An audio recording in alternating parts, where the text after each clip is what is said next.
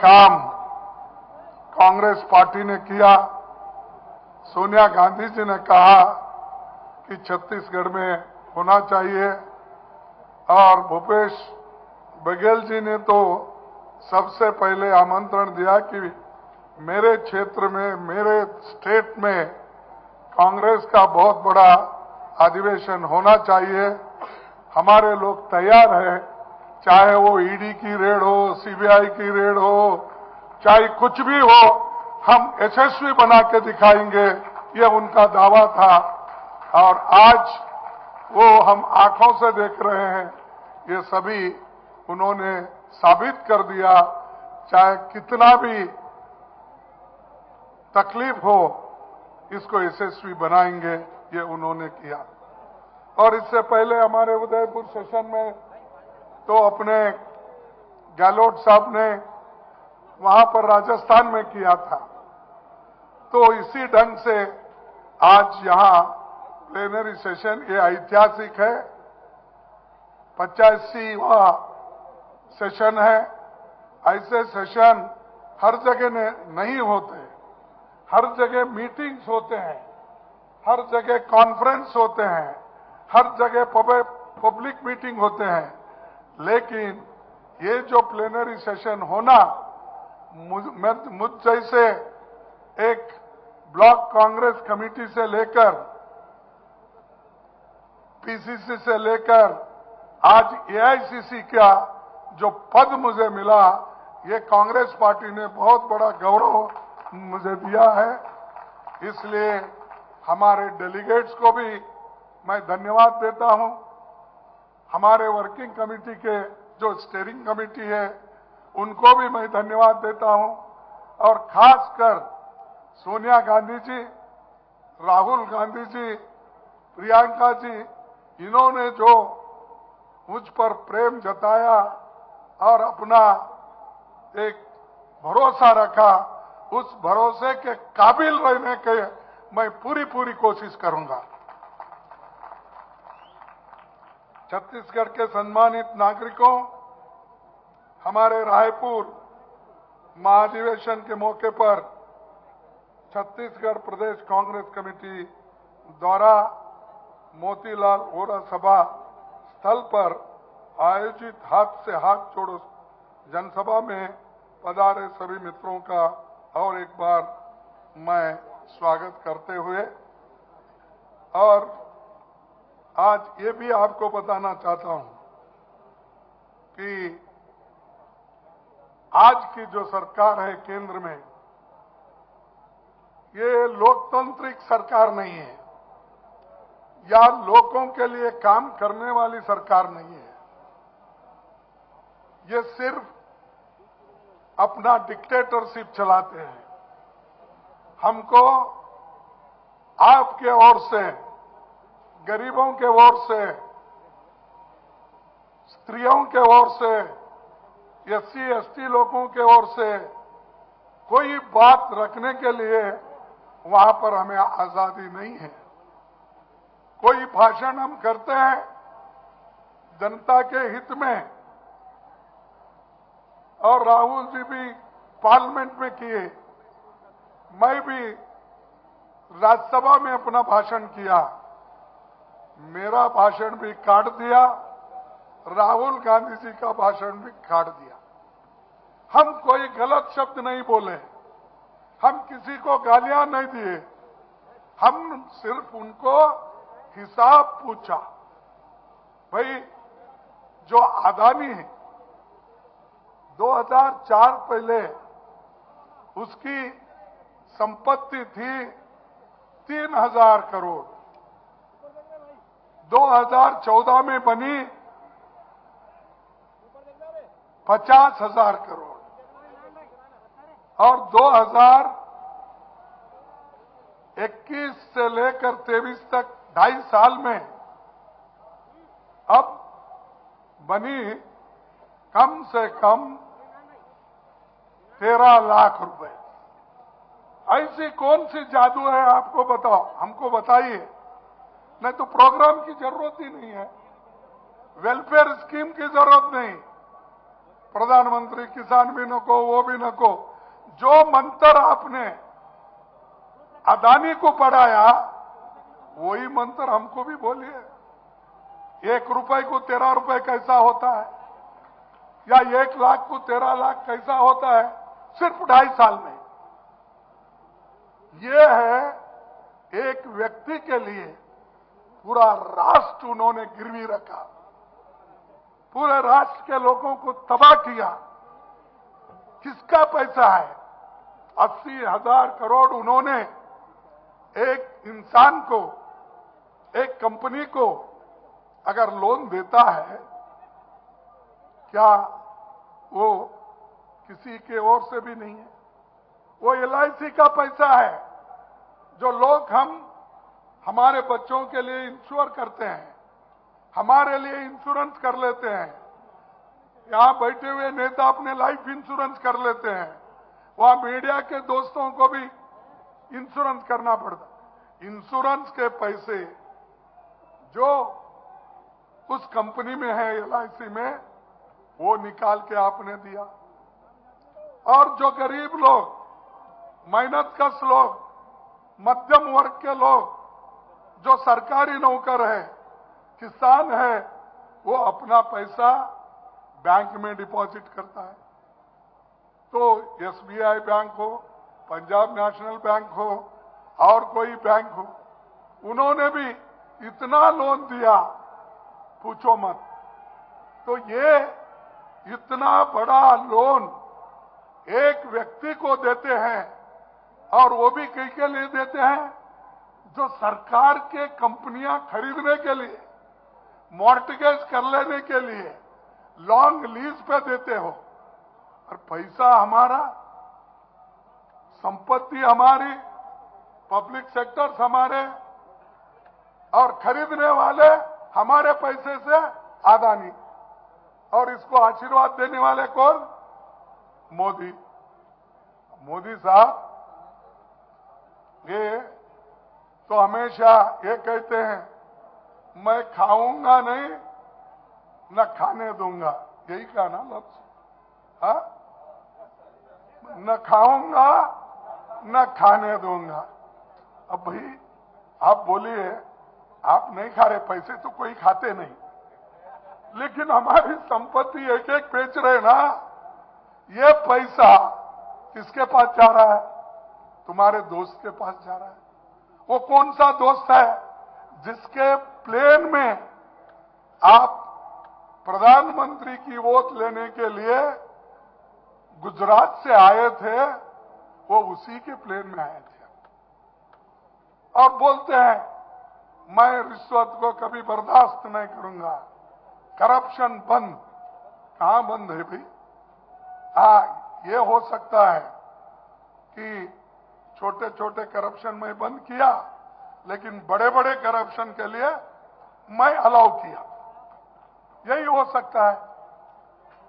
और आज यही राहुल गांधी जी ने बोला, हमने बोला, भाई हम पूछते अदानी के साथ आप दिल्ली आए या नहीं? अदानी के साथ आप कितने देशों में घूमे? अदानी आप पहुंचते ही उन्होंने कितने देशों में पहुंचा?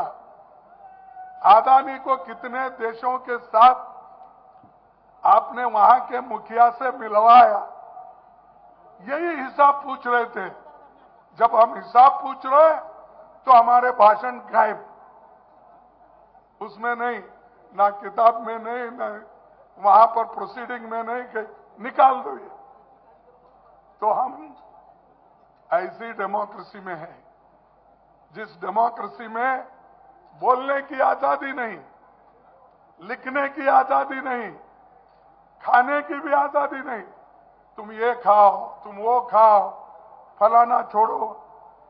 और आजकल कोई व्यक्ति अगर सच बोलता है उसको जेल भेजते हो। यहां तक मैं नहीं देखा भाई, मेरे को 51 साल हो रहे हैं, खत्म हो गए जनवरी 51 को। तो मैं कभी नहीं देखा महाधिवेशनों में, अधिवेशन चल रहा है, रेट धड़ाधड़ डाल रहे हैं। किसको डरा रहे आप? अरे छत्तीसगढ़ के लोग डरने वाले नहीं है।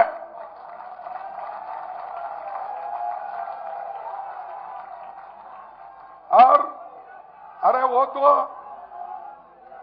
तो लोग जंगल में रहते हैं, हर पानी को देखे हैं, हर पानी पिए हैं, नदी का पानी पिए, बावड़ी की पानी पिए, तालाब की पानी पिए। तुम तो सिर्फ एक बोतल की पानी पीते हो बस। तो डरना है तो आप डरते हो, इसीलिए तो ऐसे रेट डालते हो। अगर आपको डर नहीं है, क्यों आपने जो फाइनेंस डिपार्टमेंट का डिपार्टमेंट ईडी है उसको होम डिपार्टमेंट से क्यों जोड़ा? 70 साल 75 साल में वो इलाका जो आर्थिक इलाके से संबंध था वो निकालकर शाह के हाथ में दिए, क्योंकि लाठी भी उसके पास और सताने के लिए आना, डराने के लिए। और वो डराते ही हर जगह ये काम कर रहे हैं। उतना ही नहीं, ये कोऑपरेटिव सोसाइटीज, कोऑपरेटिव कारखाने, ये भी वहां के लोगों को डरा के वो चाहते हैं कि कारखाने लेना, डीसीसी बैंक लेना, क्रेडिट कोऑपरेटिव लेना, मिल्क डायरीज लेना, हर चीज लेना। इसके लिए वो कोऑपरेटिव भी होम डिपार्टमेंट के साथ जोड़ दें। अब तक मैं 75 साल में नहीं देखा होम डिपार्टमेंट में।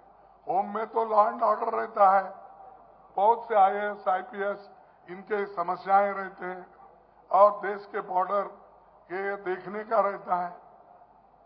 लेकिन ये सब शाह ने अपने हाथ में लिया और दोनों मिलके देश में अपना डिक्टेटरशिप चलाना चाहते हैं। तो यही खतरा है लोकतंत्र के लिए। इसके लिए आपको डट के मुकाबला करना है। अगर लोकतंत्र नहीं, अगर संविधान नहीं बचा, सबसे मार अगर किसी को गिरेगी वो आदिवासियों को, दलितों को, अल्पसंख्यकों को, महिलाओं को गिरेगी, दूसरे और किसी को नहीं। क्योंकि आज रिजर्वेशन है आपको, इसीलिए तो मोदी जी कम कर रहे हैं। देश में 30 लाख सरकारी नौकरियां हैं, वैकेंसीज हैं, सब डिफेंस में, बीएसएन में, रेलवे में, सब पकड़ के। लेकिन वो नौकरियां नहीं भर रहे। क्यों नहीं भर रहे?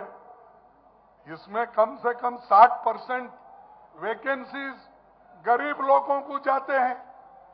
अगर गरीब लोगों के 16 लाख वैकेंसीज अगर भर दिए या 17 लाख वैकेंसीज गरीबों को लिए तो पैसे से मजबूत हो जाएंगे।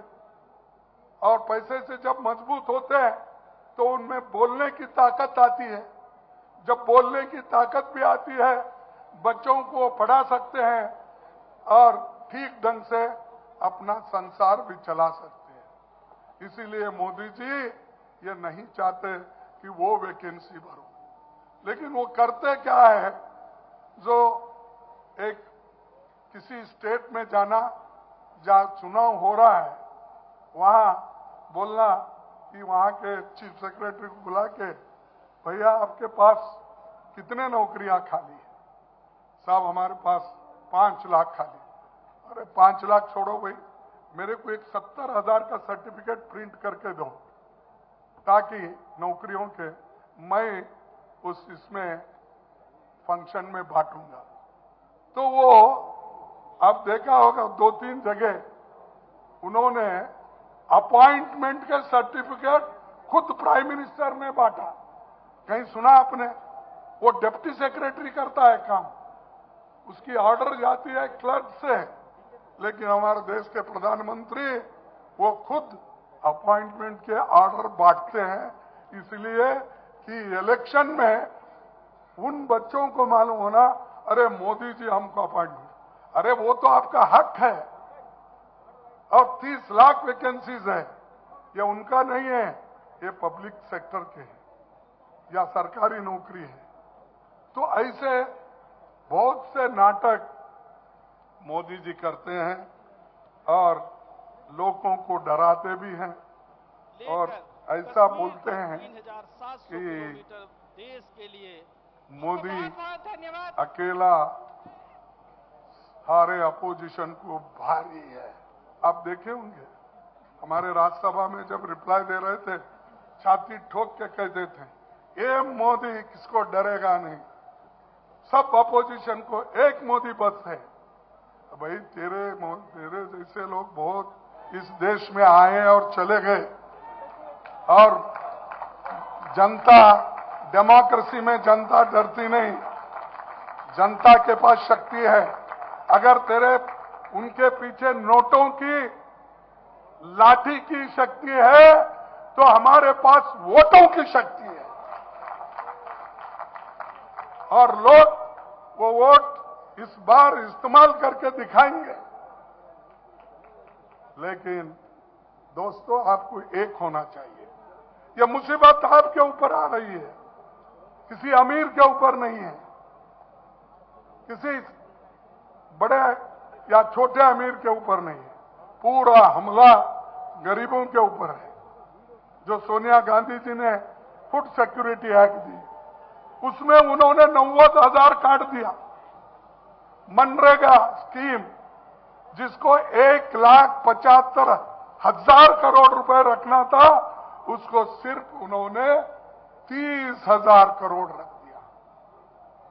पहले 90,000 था, अब इस बार 30,000 करे, लेकिन उनको रखना कितना था? 1,75,000। अगर आप 100 दिन सबको काम देते हैं तो उसके तरफ उनकी चिंता नहीं है। ऐसे ही पुकारते, ऐसे ही जाते। और जब मैं पार्लियामेंट में जब ये एक बार पूछा तो वो मेरे को बोले, खड़गे साहब, मैं मनरेगा स्कीम को नहीं मरने दूंगा, क्योंकि आपकी विफलता का जीता जागता स्मारक है, इसीलिए मैं उसको मरने नहीं दूंगा, ये उन्होंने कहा था। अरे वही मनरेगा, करोड़ों लोग जो कोविड में मर रहे थे, माइग्रेंट वर्कर को अगर बचाया तो इस सोनिया गांधी के प्रोग्राम ने बचाया, और वो चिंता कर दिया करोड़ों लोगों को। और हमको कहते हैं कांग्रेस ने क्या, बार बार 70 साल में आप क्या किया? 70 साल, ये भिलाई वो कह रहे 5 साल के थे, 17 साल के थे, मुझे मालूम। हाँ, कितने थे? 5 साल ना। 5 साल के पहले पंडित जवाहरलाल नेहरू जी ऐसे बड़े बड़े फैक्ट्री रशिया के साथ और पब्लिक सेक्टर में बहुत से किए, प्राइवेट सेक्टर में भी किए, तो वो कहते हैं उनको दिखाई नहीं देता ये। और छत्तीसगढ़ आके क्या बोलते मुझे मालूम। 70 साल में क्या दिया बोले तो आप सीधा ले जाके वो स्टील के फैक्ट्री में वो आग लगती ना, वो दिखाइए, जरा देख लीजिए कैसा है। ये हमने बनाया, अरे स्टील हमने बनाया, सीमेंट हमने बनाया, AIM, IIT, IIIT किसने? आपने बनाया, आपके वक्त हो गए। मेहनत करा मुर्गा साहब, अंडा खाया फकीर साहब। हम मेहनत करें, हाँ, हम मेहनत करें, देश को बढ़ाएं। पंडित जवाहरलाल नेहरू जी ऐसे ऐसे कारखाने लाए, कभी किसको नहीं बोले। उन्होंने तो पूजा की, उन्होंने कारखाने को, डैम को, भाकरा नांगल हो, हीराकुंड हो, और जितने भी इरिगेशन प्रोजेक्ट को और ऐसे कारखानों को बोला, ये तो हमारे मॉडर्न टेम्पल है, ये आधुनिक देवस्थान है, उन्होंने पूजा कर दी। ये लोग हर चीज को, मैंने बहुत से ट्रेन जब था तो कर्नाटक में वो वाराणसी उधर और अपना वैष्णव देवी और अजमेर ऐसे जगह और बॉम्बे गिम्बे तो कर्नाटक से छोड़ा था। परसों चुनाव के वक्त आए, आकर वही ट्रेन को, पुराने ट्रेन को नया इंजन एक लगाकर उसको कलर मार के ये बोले सीधा वाराणसी जाएगी। कांग्रेस ने किया, मैंने किया। भगवान के ऊपर उनका विश्वास ही नहीं बोलते। तो उस विश्वास रहने वाला आदमी जो जिसने चलाया पहले, उसकी सब बोगियां निकाल लिया, दूसरा इंजन लगा दिया, हरी झंडी बता दिया। और ये इनका डेवलपमेंट, बताओ मेरे को कितने डेवलपमेंट आप, कितने पब्लिक सेक्टर आपने किया। मैं उसका आंकड़ा भी देता हूं कि उन्होंने एक पब्लिक सेक्टर 10,000 5,000 लोगों को नौकरी देने का अगर किया है, वो जो भी बोलेंगे मैं उनको सुनूंगा। लेकिन हमारे नेता इतने जो इतने, देखिए मैं आंकड़े इसलिए दे रहा हूं कि आपको भी याद रहने दो, हमारे जितने भी बात करने वाले जो नेता लोग हैं उनको भी रहना। पंडित जवाहरलाल नेहरू का प्रिय क्षेत्र रहा छत्तीसगढ़। उन्होंने इसी राज्य में भिलाई गांव को दुनिया के नक्शे पर लाने का काम किया। 1955 में भिलाई स्टील प्लांट बना था। तब क्या था मोदी साहब का एज? तो ये 55, और तब हमारे पीएम मोदी साहब की उम्र 5 साल की थी। और उतना ही नहीं कि भाखड़ा नानकल जैसे हीराकुंड में अभी बताया, इंफ्रास्ट्रक्चर जो भी हमने किया, और नेहरू जी के समय में 33 सरकारी बड़े बड़े कारखाने बने, और शास्त्री जी के जमाने में 5 पब्लिक सेक्टर बने। इंदिरा जी के जमाने 66 बने। अटल जी के वक्त 17 बने। मनमोहन सिंह जी के वक्त 23 बने। लेकिन मोदी जी के क्या किया? सब अंडा, जीरो।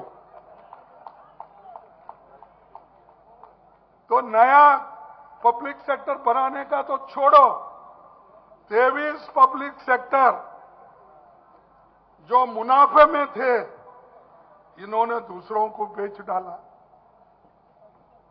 तो ये है इनका देन देश के लिए। और ऐसे लोगों के साथ हम रहना, ऐसे लोगों के साथ देना, ये सोचिए। और ये जो पब्लिक सेक्टर्स है, गरीबों के भलाई के लिए काम करने वाले, उनके बच्चों को अन्न देने वाला, उनके बच्चों को नौकरी देने वाला, ये काम हमने किया। बेच के खाने का काम उन्होंने किया। अब बीजेपी का तो इतना झूठा प्रचार रहता है, पूछना नहीं। हमारे पास एक कहावत है कि ये क्या उड़ रहा है, बलून उड़ रहा। तो हमारे पास क्या कहते मालूम है? चील उड़ रहा है तो भैंस उड़ रहा है बोल के बोलते हैं। तो मोदी साहब जब चील उड़ रहा है तो उसको बताते हैं देखो भैंस उड़ रही है। ये ऐसा झूठ, और ऐसे झूठ बोल बोलकर पाप बेचारे वो भी तंग आ गए। आखिरी में शाह ने बोला, अरे भाई वो तो इलेक्शन जुमले हैं, उसको क्यों आप सीरियस लेते हो? हाँ, ये इलेक्शन जुमले वाले 15 लाख तो गया, 2 करोड़ हर साल नौकरी देने का। 9 साल में 18 करोड़, कहां गए भाई आपकी नौकरी? या 30 लाख नौकरी सरकार के भर रहे हैं, 18 करोड़ भरने का, वो भी एक जुमला। और ये देश को बर्बाद करने वाले लोग हैं, बनाने वाले नहीं हैं। और उधर चाइना अंदर घुस रही है। राहुल जी बोले देखो हमारे देश को सुरक्षित रखना है तो हम बहुत केयरफुल रहना चाहिए, और चाइना अंदर आ रहा है, पुल्स बना रहा है, रास्ते बना रहा है, घर बना रहे हैं, इसके लिए हमको जागृत रहना है। तब हमको बोले ये देशद्रोही है, फॉरेन के एजेंट है। अरे फॉरेन के एजेंट तो आप लोग हैं, हमने तो इस देश को आजादी दिलाई, हम इसको मरने नहीं देंगे, और इसको जिंदा रखने के लिए हम हर कुर्बानी के लिए थे। तुम्हारे घर में कोई मरा आजादी के लिए? बताओ, बीजेपी के घर में कोई जेल गया? कितने लोग बीजेपी के आरएसएस के लोग जेल में गए आजादी के लिए? कितने लोग फांसी पे चढ़े? कितने लोग इस फ्रीडम मूवमेंट में भागीदारी? ये तो सरकारी नौकरी में भर्ती होने में लगे थे आरएसएस और बीजेपी के, और हमको बोल रहे हैं कि हमारे पास देश अभिमान है और हम देशभक्त हैं। हम क्या देशद्रोही है क्या? और हमेशा बात उठी कि मेरी छाती 56 इंच की है। अरे तेरी छाती 56 इंच की छाती लेके क्या करना भाई? कम हो गए परवाह नहीं, लोगों को खाना दो, इन्फ्लेशन कम करो, एम्प्लॉयमेंट दो, इधर ध्यान दो। तुम्हारा 1 इंच छाती कम हो गए तो परवाह नहीं, उससे कुछ होने वाला नहीं। इंसान नहीं मरता है, थोड़ा दुबला भी अगर होता है तो इंसान तो मर नहीं जाता, लेकिन लोग मर रहे हैं ना, हजारों लोग भूखे मर रहे हैं। और आज ये स्थिति है, हमने जो पॉवर्टी लाइन के ऊपर कितने लोगों को, 28 करोड़ लोगों को ले गए थे, इन्होंने 23 करोड़ लोगों को वो गरीबी रेखा के नीचे लाए। यही इनका बहुत बड़ा देन है। और ये आंकड़े उनके हैं, मेरे नहीं। जो भी आंकड़े मैं बोल रहा हूं, पार्लियामेंट में हमने स्टार्ड अनस्टार्ड क्वेश्चंस जो डाले, जिसको उत्तर मिला उस आधार पर हम बोल रहे हैं। हम किसी को उनके जैसा झूठ बोल के ये बातें नहीं रख रहे। तो इसलिए दोस्तों, मैं ज्यादा आपके सामने और बोलना नहीं चाहता। आज जो आदिवासियों के ऊपर 30% जो आज अत्याचार बढ़े हैं, 26% शेड्यूल कास्ट के ऊपर बढ़े हैं, और ये हमेशा धर्म की पोलराइजेशन की बात करते हैं, क्योंकि वो पोलराइजेशन किए तो ही वोट मिलता। कभी भी देखो हिंदू मुसलमान, हिंदू मुसलमान, हिंदू, अरे क्या, कोई रेफरेंस नहीं, कुछ भी नहीं। ये बोलते जा रहे, क्यों बोलना? कि वोटों के लिए, पोलराइज करने के लिए, अपने को वोट जोड़ने के लिए करते हैं, लेकिन किसी का उद्धार करने के लिए वो नहीं करते। तो आपको जरूर सोचना चाहिए। शिक्षा एक तरफ महंगी हो गई है, गरीब के बच्चे पढ़ नहीं सकते, लेकिन अच्छा हुआ मैं सुना बघेल सो गए क्या, चले गए? तो बघेल सुना मैं कि उन्होंने हिंदी स्कूलों को अंग्रेजी में परिवर्तन करने का, अंग्रेजी स्कूल शुरू करने का आपने कहा था, क्योंकि गरीबों के बच्चों को, आदिवासी बच्चों को, शेड्यूल कास्ट के बच्चों को, दलितों के बच्चों को उसका फायदा मिले। बाकी के लोग तो कॉन्वेंट में जाते हैं पैसे देकर, वही अशोक गहलोत ने किया। तो ये गरीबों के प्रति काम करने का कमिटमेंट है। ये नहीं कि भाइयों और बहनों बोलना, चले जाना। ये नहीं है। हम भाइयों और बहनों को साथ लेके चलते हैं। उन्होंने क्या करते हैं, हमारे पीछे रहो, भाइयों बहनों हम आगे चलते हैं, तुम पीछे रहो। और उनके कार्यकर्ता भी वही बोलते हैं, मोदी साहब आप आगे बढ़ो, हम तुम्हारे पीछे हैं, कोई साथ नहीं है।